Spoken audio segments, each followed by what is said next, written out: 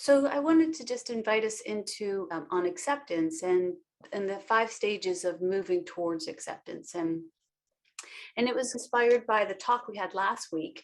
If you weren't here, we had Kathy Buckley, who came and did an incredible job. If you didn't get to hear her story, it's on YouTube. It's incredible. And I wanted to help us maybe break down, like, possibly what were some of the stages that someone goes through as they move towards acceptance, forgiveness, and liberation. Well, I know it's your time to talk, but I just wanted to say a few things to introduce you. We know Maureen. I mean, she has been here from the beginning, sharing her enthusiasm, her joy for offering a space for people to speak easily about whatever's going on in their world. And this idea of acceptance of whatever is and being able to have a voice around it. It's not a small thing. And if you were here at the beginning, Maureen was sharing her celebration that something that Maureen needed to get a scan for every year now is every other year because it's better. And we're celebrating that. And I made the comment, it's all the speaking easily. And this is medicine for all of us. And Maureen has been bringing this medicine to herself and to all of us for a decade now. So I want to honor and celebrate that. And just know that she is a creative powerhouse. I could give you a long list of all the things that she has created. But I want you to understand the power of the container here. And I just want to really acknowledge and honor that this has been the idea from the beginning and it's happening. And she's right here to share more of her wisdom with us today. So welcome our irreverent mother, Maureen Muldoon. Bella Gordon. Oh man, that was very sweet and it made me very uncomfortable. So no, I will be in acceptance with whatever is. Thank you. Thank you. God bless us all. Yeah, this conversation, I think it's an important one. Well, for the first several decades of my life, I was personally devoted, enamored by a different career. I was in acting. And I was completely like dedicated and passionate. And every time I worked on a TV show or on a commercial, I felt like I was in the midst of like magic makers. I felt like I was a part of this machine of meaning making, you know, of media making, of message making. And it was kind of thrilling to be in that industry because you had the opportunity to rub elbows with people who were deciding about the zeitgeist of our world. It felt like, you know, we were kind of working for Oz a little bit. One of the perks of being in that industry, Screen Actors Guild in the union, is that every year they send us these screeners. So I started getting the TV screeners and the movie screeners, you know, last week, and it's cool, you know, and you get caught up in the award season. As the showbiz industry prepares for award season, the whole community gets pulled into this kind of fantasy, and the actors and the writers and the filmmakers, and those near and those far, and those in the union and those not in the union, and those who are known and those who are completely unknown, they all begin on some level to write their acceptance speeches. And, you know, some of them are actually up for awards and they might hire a coach to help them write like the wittiest and most wonderful acceptance speech. But more often these artists are just, you know, writing their speeches at 2 a.m. on some old used up, you know, menu or on a napkin, because a lot of times writers and, you know, actors and filmmakers are waiters.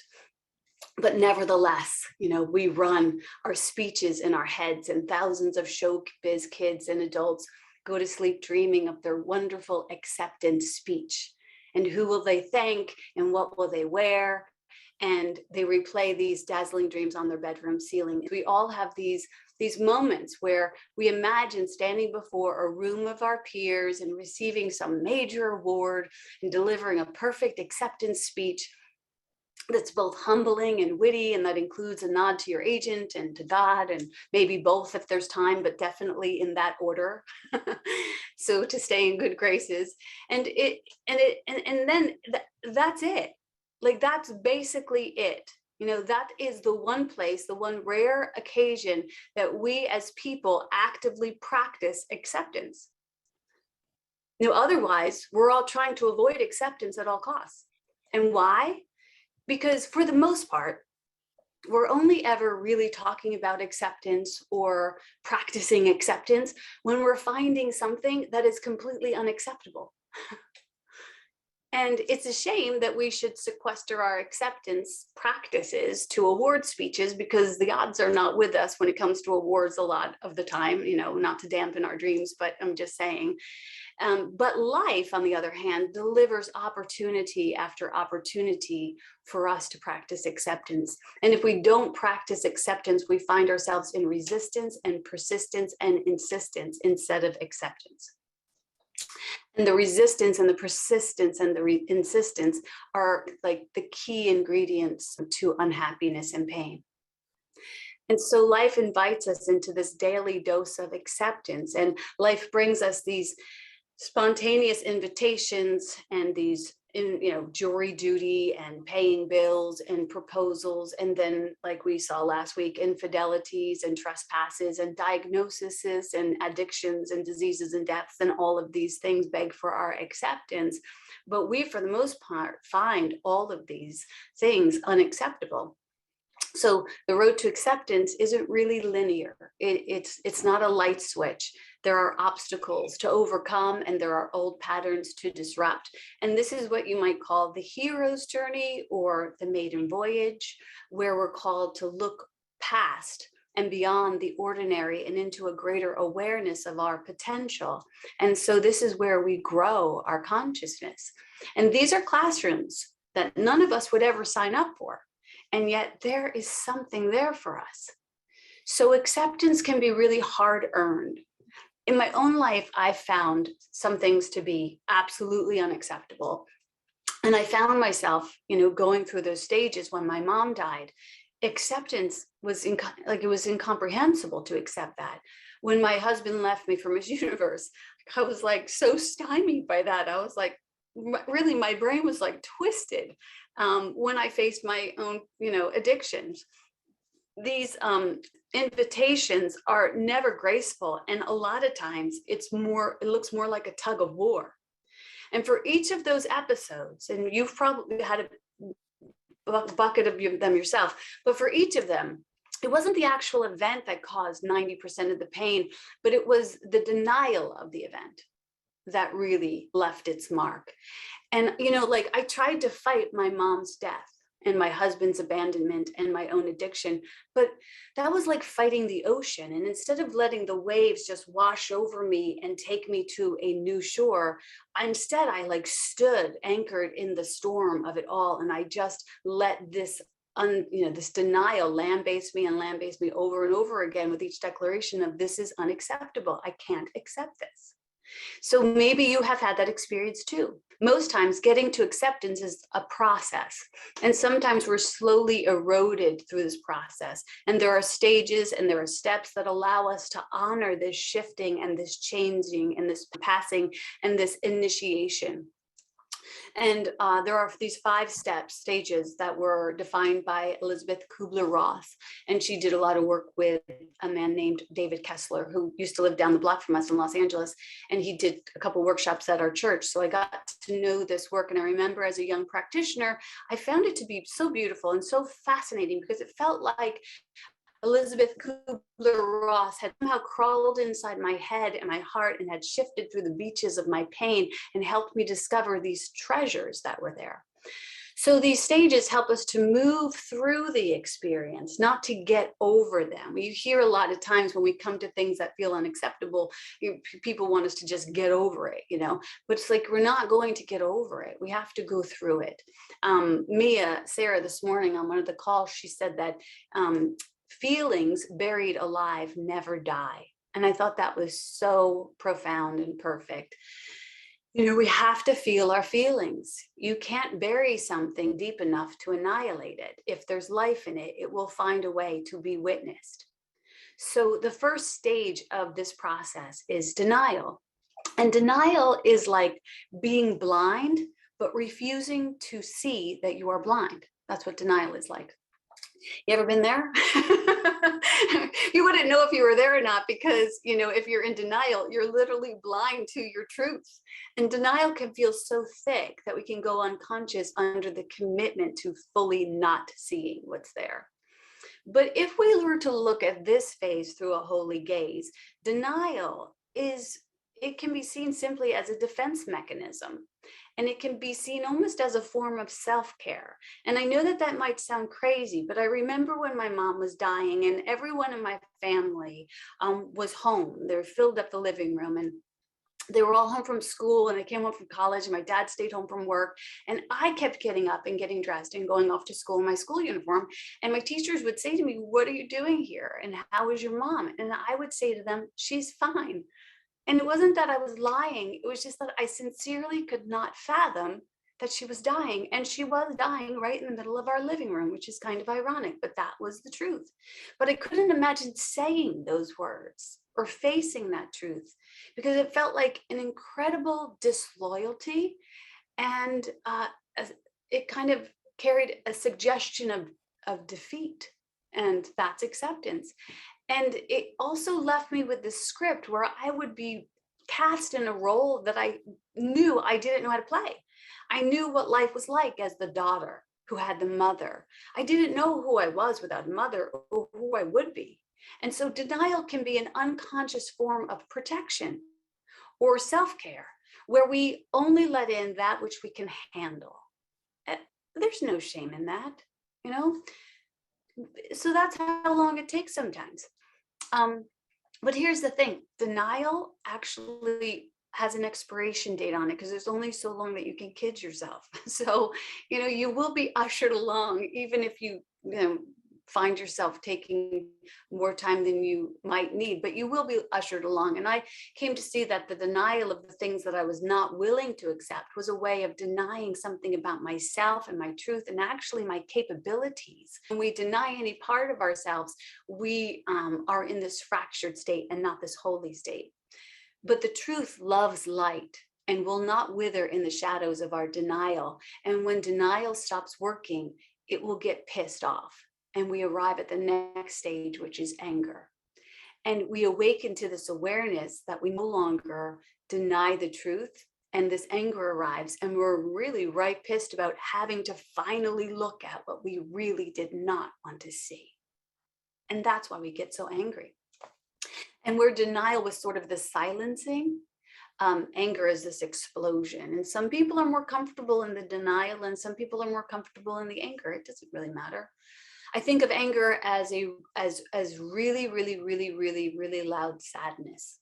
And if you don't have your anger, you can be sure your anger will have you. And there's no need to judge this stage, this anger. There's no need to, to feel stigmatized by it. It's just like weather. Sometimes there's thunder and sometimes there's rain, and it will pass. Now, because we honor the principles of A Course in Miracles, there is a section in A Course in Miracles that actually says anger is never justified. Attack has no function, which makes me think like, oh my gosh, is it saying that we're not supposed to be angry? I don't think that's what it means. So what does it mean? Just because anger is not justified doesn't mean that we're not going to do it. I spent $200 one time on a haircut. I can't justify that.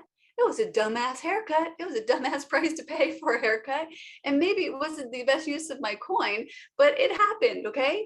So let's be clear. the haircut, was just one of the minor misdemeanors compared to the banquet of fully unjustifiable events that I have allowed myself to indulge in. Right? So these things will happen. Let them come and let them go.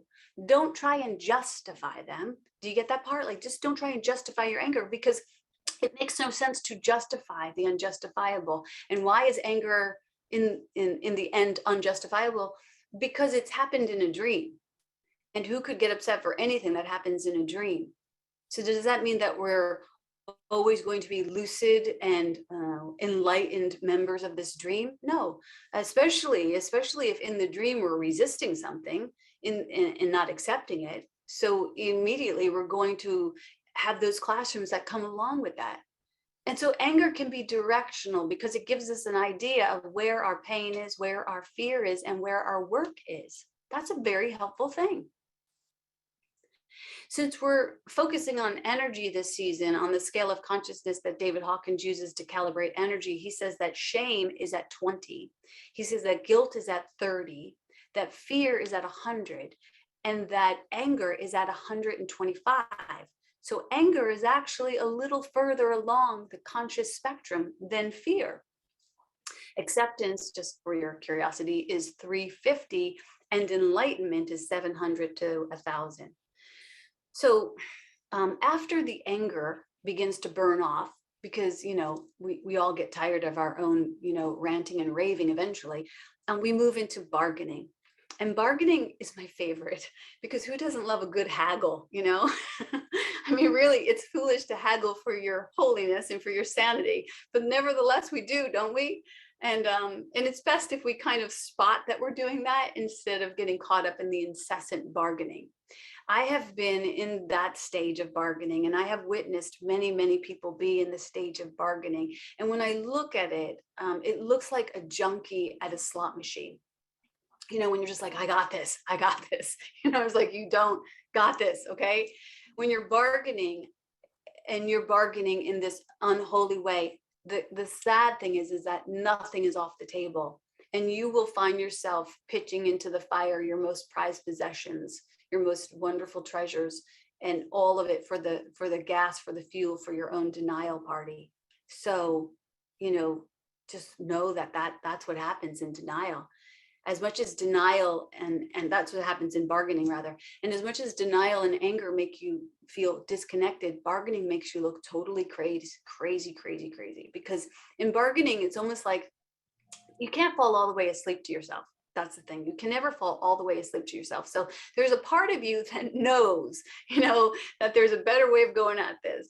But that you don't, there's another part of you that also knows that you might not have the access to the actual willingness to do the right thing. And so you go about making everyone else wrong. And this is like the precursor of experience that meets you before you get to if you find yourself needing to go to any 12-step meeting, it's that bargaining that's like, one more time, I think I got this. So, and the bargaining can go on even after you've crossed the threshold of these, establishments that are there for your good. And you can, bargaining sounds like an alcoholic who's like, can I just drink on Fridays? Like, is that a possibility? Or a tither who uses a crooked ruler, or somebody who's invested in being impeccable with their speech, but they also gossip. So there's this vacillation that happens in bargaining where it's almost like a maintenance plan where we have to continue to pull ourselves over the fence and really commit to like living into that new version of ourselves and not leaving any gray area. All of this side hustling taints the water of our truth. And there's something funny and yet painful about this phase, because we know that we're shortchanging ourselves, really. We know that we're still hedging our bets to keep ourselves separate from our brilliance. But soon we come to the recognition that there are no gray areas, and the next step on the train can feel like the final step, and you might and must assure yourself that you are not going to stay at the final, what looks like the final stop, that you are, as you did through the other phases, passing through. It's the stage where the sand enters the oyster, not knowing that the stage will turn it into a pearl. And the seed is pressed to the dirt, not knowing that it's going to burst into a flower. And the caterpillar slips into the chrysalis, and things get really, really dark. Things get dark in this stage. And this stage is called depression. It's the perfect word for it, really, because it's that weighted, heavy, isolated, and debilitated state. And after coming through denial and anger and bargaining, you arrive at depression. And if you've ever sat in this sunless solarium, you know what it feels like to be in hell. And I know some of you have experienced that. But depression may also have a holy purpose on this pilgrimage. See, in depression, we find ourselves absolutely entertaining a bottomless emptiness, and it can feel like we fully have emptied ourselves. And it's this supreme surrender, and it brings us to the cusp of what feels like a death, and something is dying, that old version of yourself. And in the hero's journey, in Joseph Campbell's hero's journey, there's this section is called the Supreme Ordeal, or the Supreme Death, and it's where the hero moves through this dark cave, and he by the grace of God, he grasps for a final straw and pulls himself up by his bootstraps, and he harnesses the shadow of a resolve to move forward. And if that's not holy, I don't know what is. That's the precursor to every resurrection. And for those who have reached the bottom and find that thin resolve to fight their way to the top, to swim to the surface one more time, they don't come empty-handed. Those are the ones who fully understand the precious nature of being human. That's a gift. That's elixir.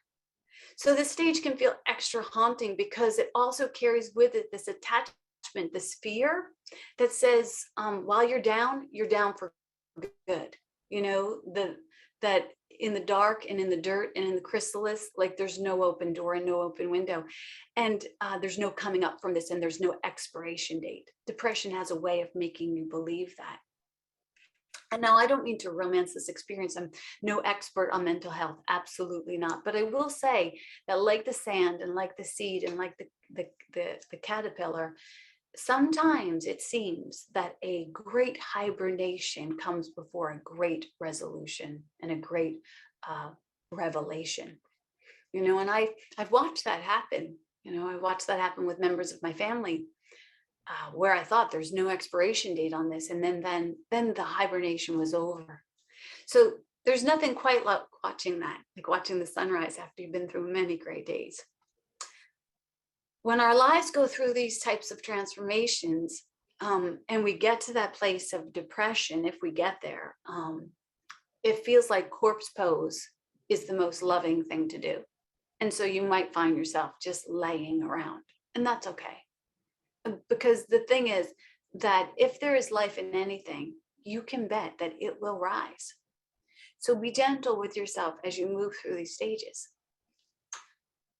And they bring us to acceptance, which is not actually a state. It's not a return to normal. It's when you move through the stages of grief or acceptance, you never actually return to what was, because you've been so changed and transformed by the journey that you're no longer the same you. So acceptance is also not appreciation. Acceptance is more of a letting go of that resistance and that insistence and that persistence and that old story, those old shoes that are giving you blisters, that old classroom you're graduating, and just being in the now and the nowness of the now as it currently is presenting itself. That is acceptance, just being here and now as you are. And we find ourselves slowly finding our footing on this new shore as we arrive. And we attempt to make peace with it all. And we return to the community with elixir, something gained from our voyage. And in the actual journey of the hero's journey, like that is kind of the ending. It's like he comes back and he gives the elixir. But for us, what I've come to find is that's where it just begins. That's where the true work comes. All of that came before was almost like an initiation period. And now you've arrived, a better, more compassionate, more tenderized version of yourself. And now you get to do the work of your soul. So This past year, we took 21 women through the maiden voyage, which was similar to that. And we're going again this time under the theme of muse, to reclaim who we're here to be and to face our blocks and our fears in the eyes, and to face our fears in the eyes, and to transform our denials and bargainings and the rest of it all into something very sacred. And I invite you to, whether you go on your own, hero's journey, I invite you to contemplate these stages, because we're actually always in them. It's not like a journey that starts here and ends here. It's like it's a cyclical experience that continues to move through, like the seasons move through. So the piece of the Course of Miracles that helps a lot of us in regards to the shifting, changing world is the part that says, what could you not accept if you but knew that everything that happens, every event, past, present, and to come, are gently planned by one whose only purpose was your highest good. This moment right here was gently planned for you by one whose only purpose was your highest good.